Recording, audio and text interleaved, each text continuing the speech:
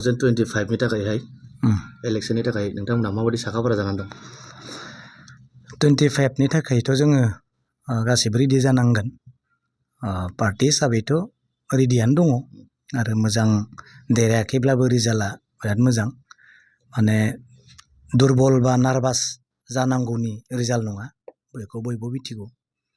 दा थांबाय, आंबो बिपि पार्टीनि सदस्य नङाब्लाबो, मेम्बार नङाब्लाबो गोबां नाजाबाय बिटिसिनि सार्थआवनो। बुंनांगौ गोबां खोथा दङ, मानि थाखाय नाजादों। बयबो बिटिसिखौ बासायनो थाखायनो नाजादों।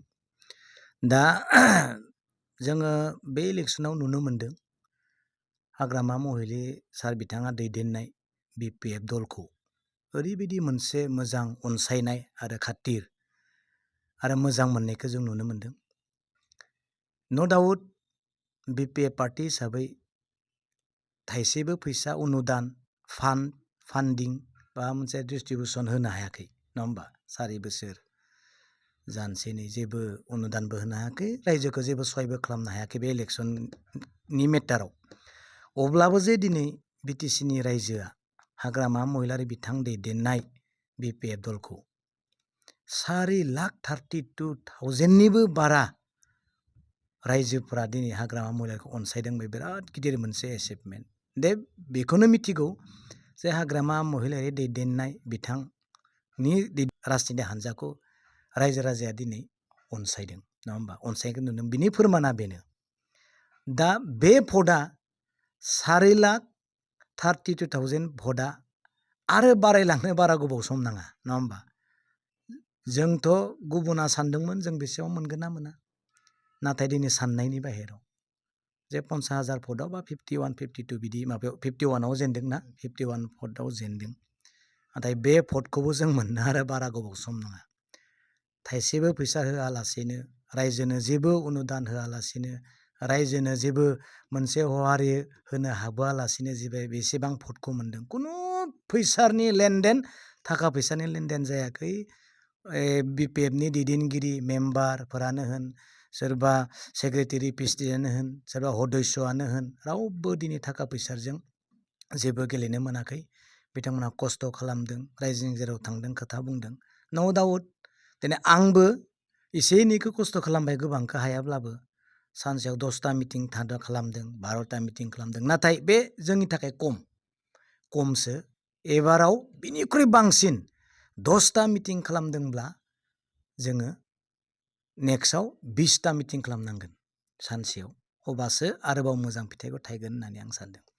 नो डाउट गोजोननाय मोन्दों, जयन्त सार बिथांखौ जों धन्यबाद होदों। बिथाङा देरहालांबाय गोबां सापर्ट मोननानै, जिमानब्लाबो। दा 10 बोसोर जोङो बे क'क्राझार लकसभाखौ जों खोमाना लानो गोनां जादोंमोन। जोङो बेखौ मोनफिनबाय, जेखिजाया जोंनि बिदा फंबायानो सोरबा सासेया थांबाय, बेखौ जों बाख्नायगोन। बिनि सिगाङाव जोङो बेखौ गोसोखांनांगोन, दावराव देख्रेब सार बिथां आरो जनकलाल सार बिथांमोननि ग्रुपखौ। बिथांमोननि नाजानायनि गेजेरजों दिनै सोरबाया गोबां ब्लेकमेलिं खालामनानै जोंनि बिटिसिखौ दखल खालामदोंमोनब्लाबो, नङा होमबा? दिनै बिथांमोननि नाजानायजों दखल खालामनो हानायाबो दिनै जेननो गोनां जादों। बिसोर जेननायखायनो दिनै जाया देरहालांदों, बिथांमोनखौ गोसोखांनांगोन, नङा होमबा? गोसोखांनांगोन। दा मोजां खामानिखौ मावहैगोन, बिटिआर एकर्डनि दफाफोरखौ मावफुंगोन होननानै जों सानदों। इलेक्सनाव गोबां बुंबाय, रायबाय, सोंखारिज्लायबाय, जेबो नङा, बेफोर थायो। गाज्रि मोननाय, दुखु मोननाय गासैबो निमाहा होलायजोबनांगौ। दा सरकार दाबाय, एनडिएजों थाफानानै जयन्त सार बिथाङाबो बिटिआर एकर्डआव थानाय दफाफोरखौ मावफुंनायनि निस्सय बिथाङा हेफाजाब खालामगोन आरो खालामनो होननानै थांदों। नाथाय साक्सेस जानाय जायैया उनावनि खोथा, बेखौनो खिन्थु साक्सेस जानायखौ जों लुबैदों। नंगौ, जोंहा बिसास दङ जयन्त बसुमतारी सार बिथांनि सायाव। बिथाङा निस्सय रायजोनि थाखाय खामानि मावगोन, गावनि बिदा फंबाय, गावनि न'खरनि थाखाय, बिटिसि रायजोनि थाखाय खामानि मावगोनखौ जों फोथायदों। दा नैथो आं बेखौनो बुंनो नागिरदों, उदालगुरि आरो दरं समस्तिनि केन्डिडेट मानगोनां दिलीप शइकिया सार बिथांखौ जोंनि बर'नि माहारियारि आफादनि हेफाजाबजोंनो गोबां हाजार लाख भट लाना बिथाङा देरहालांबाय, नङा होमबा? दा उदालगुरिनि बा तामुलपुरनि रायजो बिथांमोना रायजो राजाया बर' रायजो राजाया बिटिआर एकर्डनि दफाखौ मावफुंगोन होननानै प्रतिश्रुति होनायनि थाखाय दिलीप शइकिया बिथांनो दिनै भट होदों।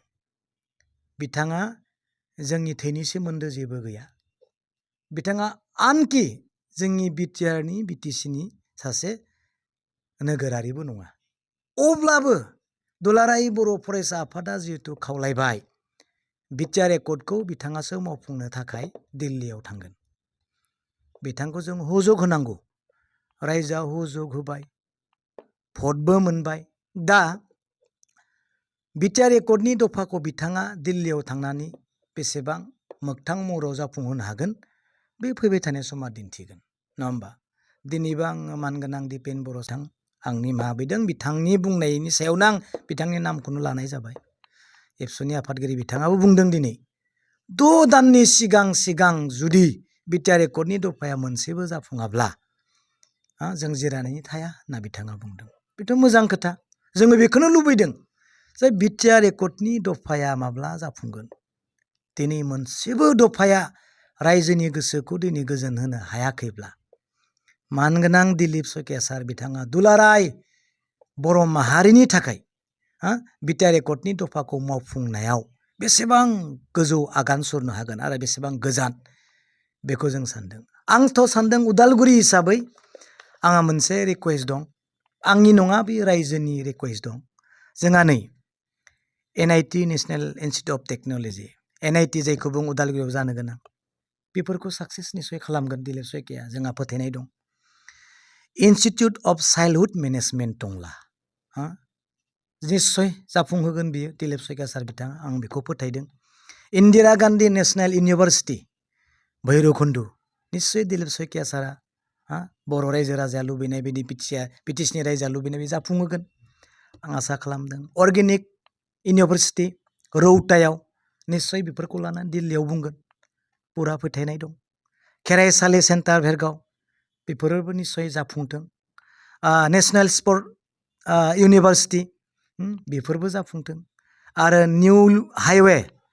निउ हाइवे मासबाद हलंगि बेफोरबो जाफुंथों। जोंनि लकेल टंला फ्लाइअभार एट टंला रेलवे क्रसिं बेफोर सम्पुर्ण दिलीप शइकिया सारनि नाजानायनि गेजेरजों जाफुंथों होननानै आं सानदों। मानो गिदिर फोथायनाय दङ। बेल' नङा, बिटिआरनि जेसेबां दफा दङ बिथांनो मावफुंनो थाखाय दायित्व जिहेतु जोंनि रायजो राजाया होबाय, दुलाराय बर' फरायसा आफादा जाबसिननानै होबाय। बेखौ फैबाय थानाय 6 मान्थनि गेजेराव दुलाराय फरायसा आफादनि आफादगिरि मानगोनां दिपेन बर' सारा बुंनाय बायदि बिथाङा जाफुङाबा, गासैबो जाफुङाबा होन्दोंथ', बेफोरबो गेजेराव गोग्लैजोब्बाय। बेफोरो जुदि जाफुङाब्ला बिनि फिथाइया खिन्थु फैबाय थानाय समाव बहुद गिथावना जागोन होनना आं सानदों रायजो राजानि नोजोराव, नङा होमबा? रायजो राजानि नोजोराव बिनिखायनो खावलायदों जे फैबाय थानाय समाव रायजो राजाया हजाग जाथों। खनसे नङा, खननै नङा, खनथाम नङा, दिनै जोंखौ थगायबोबाय थाबाय। स्कुलफोरखौ दिनै बर' स्कुलफोरखौ बाहेरायाव दानजोबनानै होदों। एसेबांथा स्कुल दाननानै होबाय। कलेजफोरखौ जों मावथ'नो हाया होननानै बुंबाय। स्कुलफोरखौ दिनै प्रभिन्सियेल खालामना होआखै। NDBनि प्रब्लेमाथ' दङआनो, खैबार बेसेबां बुंबावनो। दा बेफोर गासैखौबो मावफुंगोन होननानै सानदों। फैबाय थानाय इलेक्सनाव जों रेडि जानोसै। बाय इलेक्सना जासिगोन होननाय खोनादों। नभेम्बर, डिसेम्बर बा अक्ट'बराव जानो हागौ। फैगोन समफोरनिफ्रायनो जों आरो बिनि थाखाय जुजिलायगोन। जेना बिराद मोजां मोनदों जे एसेबां भट लानानै दिनैब्लाबो जेनदोंब्लाबो भटनि पेटार्नखौ नायनानै जों खुसि मोनदों। फैबाय थानाय समाव बिनिख्रुइ बांसिन आरो खामानि मावनो थाखाय आं गावनो ओंखारबोगोन होननानै सानदों। आरो बे बिटिसि रायजोनि मोजांनि थाखाय जागोन। रावखौबो जों बुङा, नाथाय आं खुनु दिन बिटिआर एकर्डनि एगेन्स्टआव बुङाखै।